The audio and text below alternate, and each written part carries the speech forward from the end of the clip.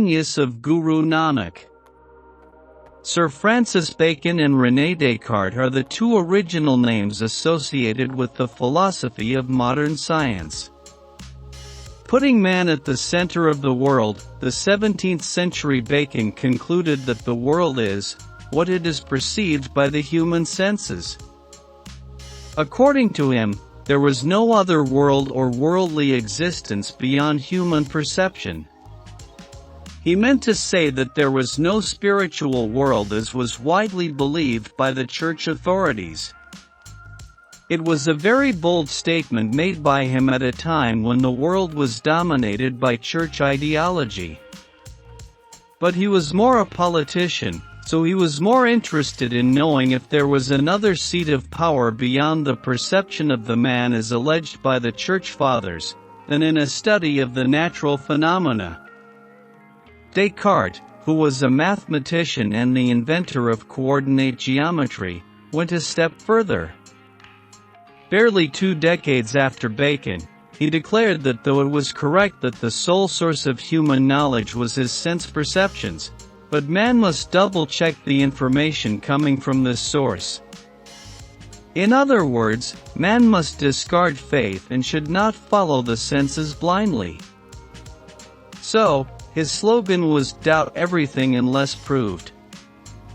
He unambitiously stated that one should not admit anything unless it has proof of existence in the same way in which propositions in geometry have. According to him, a method characterized by the accuracy of mathematical logic and geometrical reasoning is essential to obtain the true, perfect, verifiable, and valid knowledge of the existential world and its notions.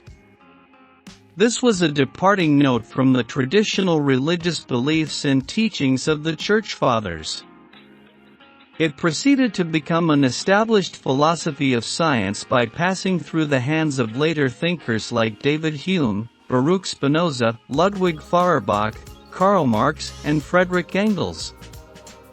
But much earlier than these 17th century and later Western philosophers and scientists, Guru Nanak had made even a bolder assertion in this field in the 16th century.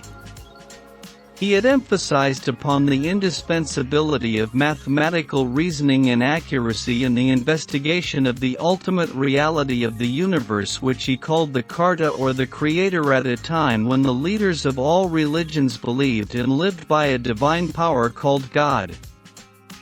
He was the pioneer in the field of scientific study of nature who highlighted the need for bringing accuracy in its investigations.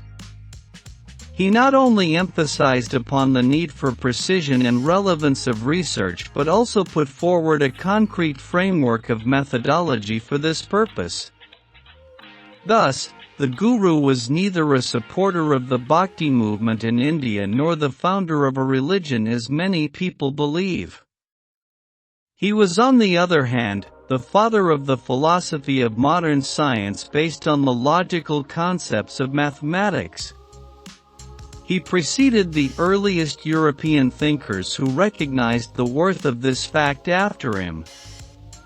However, most Sikh scholars and interpreters of Sikh scripture still recognize him as the founder of the Sikh religion. This belief tends to lower his towering genius to the level of a worshipping monk in his own land and in the world around. It also reduces his icon of scientific method I conquer to the status of divinity, that is, the traditional God. Therefore, there is a need to study the compositions of the great Guru in an objective and logical manner to ascertain their true historical and scientific value. To read the Punjabi version of this text, please go to my blog whose web address is given in the comment box. To read and listen to the other videos about the scientific and philosophic significance of the Guru's teachings, please subscribe to this channel.